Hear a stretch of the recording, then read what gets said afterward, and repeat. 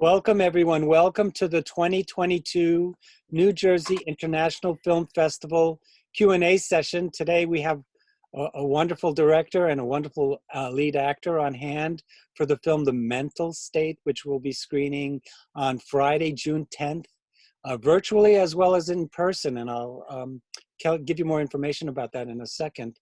The New Jersey International Film Festival has been in existence for 27 years. This is our 27th annual, and we've been providing wonderful films for New Jersey audiences over that long period of time. And we're proud to say that we're now going to be doing a hybrid film festival, which means that we'll be screening the film virtually for 24 hours on Friday, June 10th, starting at 12:01 a.m. If you're a late person, you can start watching it on that Friday evening or early morning. And then the great thing about our festival is that once you start watching, you have 24 hours to finish. So let's say you don't want to watch the movie until 11:45 on that Friday in the evening, you still have 24 hours to complete watching it. The key thing is to start watching it at some point on June 10th before 11:45 p.m. And the $15 general admission price also gives you access to the live screening, and you'll be able to meet the director who will be there, as well as some of the other cast and crew from the film at 7 p.m. that evening. The great thing is we've done a few live screenings at some of our other festivals, and we had 3 or 4 people watch the movie first, and then come to the live screening to see it on the big screen and interact with the filmmakers. So anybody who purchases a ticket is able to watch it online and live. So our festival will be taking place from June 3rd to June 12th on the Fridays, Saturdays, and Sundays. And most of the screenings on Sundays are only available virtually. So anyway, I'll show you guys how to be able to buy tickets and check out our website in a second. I want to introduce you to these 2 wonderful people. James Camali is the director of The Mental State, and Jance, and I've got to make sure I get it correctly, Enslin is the lead actor, the star of the film. And I guess I always ask the very first question to the director. And well, James, how did you did write the movie, direct the movie, produce the movie? How did you get involved in making this film? I know it's based on a play. Is that how it, I mean, you wanted to adapt the play? Is that how it began? Yes. So basically, I was interested in making a story along the lines of what the play was already conveying to begin with. I was kind of interested in making a film about teenage mental health and gun violence and kind of a lot of other sort of social and political topics that were going on at the time. And my fiance Remy, who actually plays Counselor Melanie Hansen in the film, Wow. her former teacher Josh Adele was the one who wrote the play The Mental State. Wow. So I kind of told her about some stories I was thinking of writing, and she pointed me in the direction of him, and I read the play, and I was just like, wow, it just kind of covered everything that I wanted to put into the story to begin with. So it's just like, why somebody's already done a lot of the heavy lifting for me. Yeah. So from there, I decided that I, contacted him, and he and I met and we spoke, and we realized that we had a lot of the same values as far as what we wanted to get out of a story like this. And, just kind of took it from there as far as adapting it. And as far as, I'm kind of a co-writer. I'm not like the main writer. And I think for me, I was just coming out of film school at the time, of like coming across the play, and I was so used to writing my own shorts. And so it was just something that I've been involved with, on other projects. And then from there, like once you have an idea and you want to get a film made, you have to do the best you can to help, get it produced. And so just kind of went out there and found some great producers to co-produce it with me. And, we found the funding and, just made a really big push to get this thing made. And, I've been blessed with a fantastic cast and crew to make a film that I feel really proud about. So It's really an amazing film. I mean, I really felt as if I was sucked into this world. And Oh, thank you. I mean, I think, we get a lot of movies. I watch thousands of movies every year. Mhm. And the thing about your film, and I mentioned this to you the first time I talked to you, first of all, I thought it was shot on film. It looks so wonderful. And Yeah, no, it the wasn't. lighting is just incredible. We'll talk about the DP in a little while. But Mhm. I guess how did you find Jance? I mean, he's just so amazing. He carries the film in so many ways. Tell us about how you guys interacted. How did you come together to be part of this film? Um, I mean, I found him through just we went through our casting director, who Mm, Patricia McCorkle has actually worked at Rutgers teaching, mm, and she's a fantastic casting director. And I really wanted to work with her because she's done a lot of New York City theater, and I had worked with a lot of theater actors before, and I just love, you know, oftentimes I felt like she might have had a good eye for talent who was coming through, especially since we were going out and just doing a pretty standard casting process mm, for Andy. And they received, thousands of submissions for the role, mm. and they Yeah, the narrowed first it one down. was a self tape. Yeah, the first one was a self tape many years ago, and they narrowed it down. And by watching all the self tapes, and then they showed me a bunch, and then a standard casting process, and then I eventually got to see Jance do an in-person audition, and then we met a bunch of times, and Jance can speak on that too. Yeah, go ahead, jump in, Chance. Yeah, it was definitely fun to have a couple of I think we had one self tape, and then it was a couple of weeks or maybe a month or two before we actually had an in-person audition. And it was like you guys chose probably the hardest scene in the film as one of the audition scenes, which which was fun, but it was also like quite a challenge. Um, but I just thought, like, why not, like, really go for it? If they think I'm too crazy, then oh well, I guess. Yeah, but I remember it was really cool because I felt like I really understood the character, um, because I've had some people in my life, that I've known on a personal level that have dealt with different mental health issues, Mm. that are relevant to the film. And so I I don't know,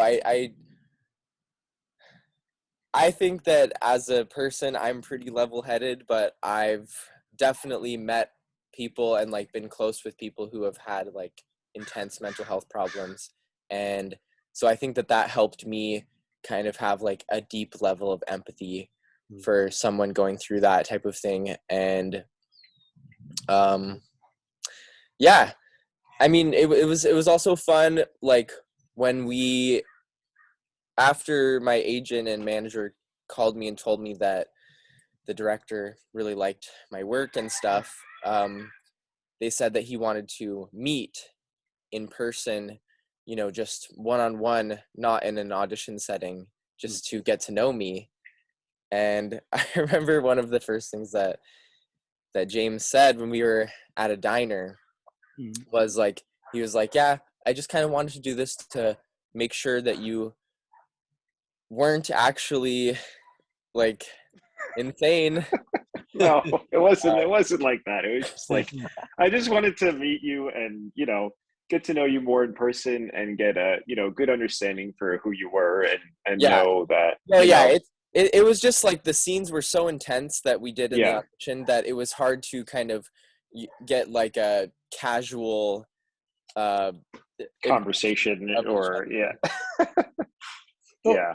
we should back up a second and tell our audience, since they may not know what the film is. I mean, the blurb that we have on our website, which we got from James when he submitted the film to us, the film is set in rural Kentucky, and it's following a high school senior, which is played by Jance, who plays Andy, and Andy Cady, and we're kind of focused on his family and the offshoots of that.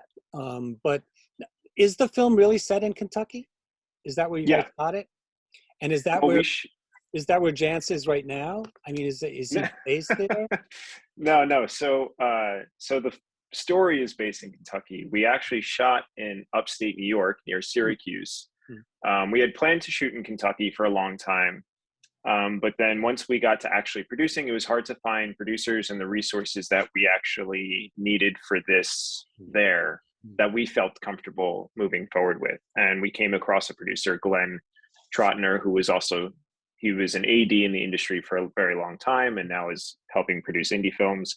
He had a lot of resources in Syracuse, New York, which passes as Kentucky very well. Yeah, it definitely And does.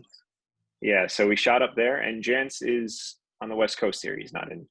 Oh, gosh. He's not in Kentucky. So the actors come from all parts of the country there, and All parts of the world. Alyssa, who plays Aunt Dana, she's from Australia. Allison and Carly are from Vancouver originally, or Vancouver area. Yeah, so kind of all over the place. Was this shot during COVID? No, it was shot a little before it, but actually we did the ADR like the week before everything shut down for COVID, which was insane. Yeah, somebody else, we showed a film where they just wrapped right when it broke. So you got in under the radar. That's wild. Well, all right. So we know the genesis of the project came from reading the play. And then we know that the film was shot in Syracuse, and you brought all of these folks from all over the world. Is Havenville a real place? It is not, but it's kind of based on a few towns in Kentucky. I don't really want to give the names of the towns because, because it's a secret. No, just because I don't want them to feel like they're misrepresented in any way. But for a long time, building up to production, myself and one of the co-writers, we had gone out to Kentucky a lot to go just basically live out there, go check out, some of the towns, check out some of the churches that like the church in the film is based on. And, because I didn't grow up in a Pentecostal church. So that was something that was kind of new to me and wanted to go figure out, what does that feel like? What does that look like? And which leads me to, is that church actually a church that you shoot in? It is. I can't remember the name of the church exactly. It's up near Syracuse, and they were very nice, and they were like very open to us shooting there and very accommodating, very lovely people.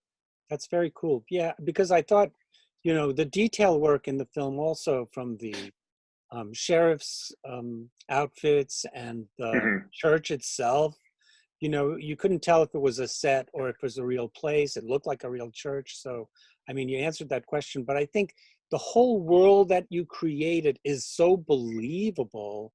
And the fact that it's not in Kentucky, I think, pats on the back to your production crew for doing that, and for you too, for organizing that. I also thought the illustrations by James Fenner are just amazing. And he did all the graphic novel stuff, but I wanted to ask Jance, did you really draw some of them yourself, or did you have outlines to work with when you were, doing the drawings in the film? Well, I actually did a lot of painting and drawing while I was on set. They weren't the ones that were shown in the film. I did do a lot of tracing because I didn't want to change the style that we had gone with for Andy's character. Right. And I loved what was going on with that, because I don't usually draw and paint in a comic book style, graphic novel style. So yeah, but I was painting in my hotel room every day. Cool. I think Jance is being a little humble. He's a very good artist. He didn't make the art that was a lot of the art that was on screen. I think we had one of your pieces like in the background, but he's a very, very good painter. But how did you find James to do the work for you? Was somebody you knew, or? I scrolled online for a gazillion hours, going through tons of artists until I found someone that I felt like connected with the art that I wanted to put in there. Somebody who drew in a graphic novel style, but also had a style that felt like it could be believable as someone who could be coming out of high school. And Fenner at the time, James Fenner at the time was fairly young. So and he also had a lot of friends who had dealt with a lot of severe mental health issues, and so the piece really spoke to him too. So he was awesome to work with and really cool. I mean, I guess that's also feeds in that we didn't explain to the audience if they didn't read the blurb, that Andy, the character that Jance plays, is working on a graphic novel. And, you know, we see his brilliance in the creation of the graphic novel, but all of these obstacles to him being able to pursue his dreams, and the obstacles from his mom, the obstacles from the school, from his peers, and this leads him to start to kind of communicate with one of his relatives who is no longer there. Do you guys want to tell us a little bit more about the story? Yeah, sure. So yeah, basically, how can I put this? Andy, without giving too much away, Andy starts to believe in a sort of town-wide conspiracy, and starts to interact with his father, who we know has been deceased. Right.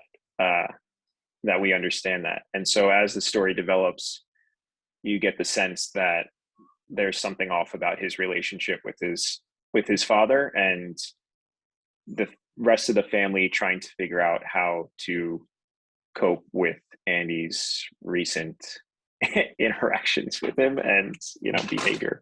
It's very interesting the way that, you know, when I was working on Andy's character, that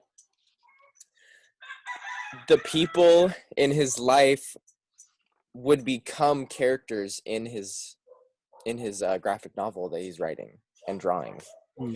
And the story in the graphic novel was mirroring what is happening in his real life. And it went both ways. You know, stuff that would happen would be entered into the novel, and things that he would imagine he would make them come true in a certain way. And that's not really, you can't really tell all of that from watching the movie, but at least when I was working on the character, that's how I thought about it. You know, it was very important. You know, it's kind of like his playbook, journal. Well, I mean, it's a trope that's in movies, right? Like James Stewart and Harvey, and Donnie Darko, and even The Curse of the Cat People, or something like that, where you have these kind of apparitions of people that become, oh, I don't know, ghosts, but they're not ghosts, and they're, you know, friends to people who are traumatized. And so I like that. And I thought you weren't really sure what was going on. That hayride scene at the very beginning is really, really great. It just throws you into the movie and you're not really sure. I mean, you really think there's a shooter, and we're not giving away anything by saying that. And we really think that something is going on. But then as the film moves forward, it's revealed that that's not actually what took place. And I like the way the film unfolds very slowly and kind of leads the viewer into this, into your mind, the character of Andy's mind, as well as those people around him. Because it's also about, you know, abuse, a boyfriend abusing his girlfriend, you know, the church retreat and all the trappings of that, and the, you know, thoughts and prayers line that we hear. I mean, these are all things that are so contemporary in our society, and the way that you unfold these things to show how dishonest they are, it makes the film even more powerful. And I think that's why you guys should be credited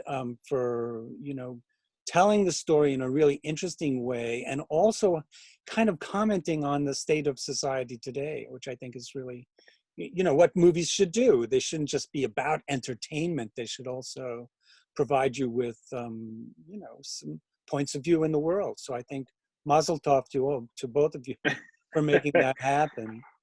Thank you very much. I give a big credit of that to Josh Adele, who gave me a really strong foundation to work off of that had a lot of that. Yeah, I mean, you mentioned that there was kinship with that, and I think that's very telling.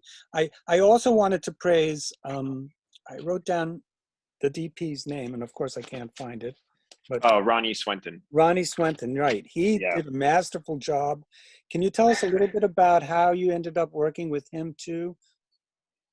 So it was my first week of film school, and same with Ronnie, and we wanted to shoot something together. So we met then, and we've worked on basically everything together since for the past like decade. Where did you go to film school, James? We went to the School of Visual Arts in New York City. Oh my gosh, we get so many great films from that school. Do you know David Spaltro? Do you know David? I don't. Google him. He's an SVA Yeah. grad too, and he really makes wonderful indie films too. Oh, nice. I wanted to also praise Miles Senzaki. His music is also really excellent. And also give a shout out to the rest of the cast, because they, you know, I'll let you do that because they're all great. And I wanted to ask one more question to Jance too, but James, if you can tell us a little bit more about the cast, because they're all wonderful. Yeah, I was, like I had mentioned before, I was really blessed with the cast and crew of this, because we basically got the whole cast through a pretty standard casting process. I think maybe Michael Gladys and Brian Greenberg, who played Michael and Dylan respectively, I think we were contacted by their reps, but we still had held auditions for actors. And you know, like Carly just came in and killed it, and she just did such a great job working with Jance. And you know, I think the thing for like myself as a director is just to do the best I can to balance everybody just having fun. And I mean, it's a tough subject matter, and there was tough days on set, but just making sure that, you know, I pick a cast where everybody can get along fairly well. Did everybody get along? Did everybody get along? As far as I know. I think so. There was never like any major problems. Yeah. I mean, the relationship of you as Andy and your mom in the film is a very strained one, but the I love Carly. Your doggy. I love Carly. She played my mother, and she is such a talented person, and so she has such a great mind. Like, we talked so much on set just about everything, and she's so detail oriented, and it makes me respect her so much because she doesn't leave any stone unturned. Yeah, she and Alyssa too, both of them were just like they were. I was so, and even Michael Gladys, who's got a smaller role as Michael, the sort of, you know, boyfriend to the mom, stepdad sort of character. He, you know, because the character of Michael was quite different, and he kind of helped tame him a little bit and keep him a little bit more in the background, which ended up being very, very helpful. And I mean, I think that every character in the movie was so relevant and necessary to the story, and it was just great to have like a very talented cast. Everybody pulled their weight. Yeah, I love the roosters in the background. Are you on a farm? Yeah, sorry about that. It's great. I love it. No problem. Yeah. I'm in Santa Clarita, in California. Yes, it's a wonderful place. I've been there a couple of times actually. Yeah, we got a Six Flags over here. That's cool. So the show Weeds was filmed here. That's right. Well, I wanted to just kind of share screen so folks can check out how to get tickets to this great movie. So I'm going to do that right now. And my computer hopefully will, here we go. So hey, look at that. This is our homepage, which is njfilmfest.com. And normally everything would be here, but because we're doing a hybrid festival, we now partnering with Eventive that does a lot of the major festivals in the country. And you just click on current events, and then you can get this kind of holding place for where you can jump in to get more information. So you just click on buy tickets, and that bounces you to our Eventive website, which will bounce you to the welcome page. And then everything that you need are in these red buttons. I mean, there's more information down here, but tickets are $15 each. You want an all access pass, it's $100. It's like a great deal. If you want to watch a lot of movies, it's pretty much like half price. So it's a really great deal. You want to check out the schedule. You click on the red button, and then it'll give you a linear view of the festival schedule. And my computer is going slow, so I don't know if, here we go. And it'll probably load all the pictures. The pictures are huge because we're working with the Middlesex County Arts Institute, and they say you have to have at least 14-point type for people who can't read small type. So we have everything big, but it's nice. I think this way, you know, other festivals, they have these little thumbnails, and we really like to promote all of the films that we're showing. And we're showing 29 films that were selected from over 600 works from around the world. Like I said, we're only showing 3% of what we got. And here's a scene from The Mental State. And if you don't want to see it linearly and you want to just kind of buy tickets, you just click on the tickets page, and that'll open up and allow you to see all of the screenings laid out for you. And under narrative feature, we have The Mental State. You just hover over the picture and you just click on pre-order now, and you can buy tickets that way. So our festival is going to be taking place again on between June 3rd and June 12th. All the screenings on Fridays and Saturdays have a live component, where in-person component, as well as being virtual. But the ones on Sunday, for the most part, are all virtual. It just worked out that way. There's, you know, with the university that we're partnering with, we have a wonderful space. It seats about 200 people, big screen, and a lot of people who watch the movies first and then come to the screening that night to meet people like James and other actors that come to the screening, and to see it on the big screen too. So there's some real cinephiles that come to our festival and can hang And out. Rutgers is a great university.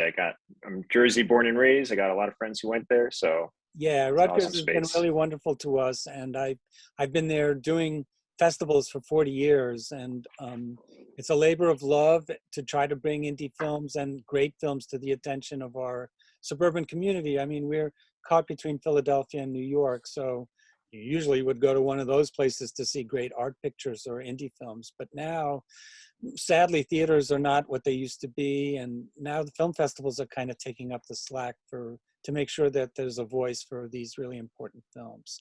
I want to thank both of you for hanging out with us for the last half hour, and I really, really look forward to showing your film to our audience, and I want to thank you for taking my questions. Thank you so much, Al. This has been a pleasure. You're great questions. Thanks, James. Nice to meet you, Yeah. Jance. Good luck Nice to with meet you. everything, too. All right, so this will end our Q&A.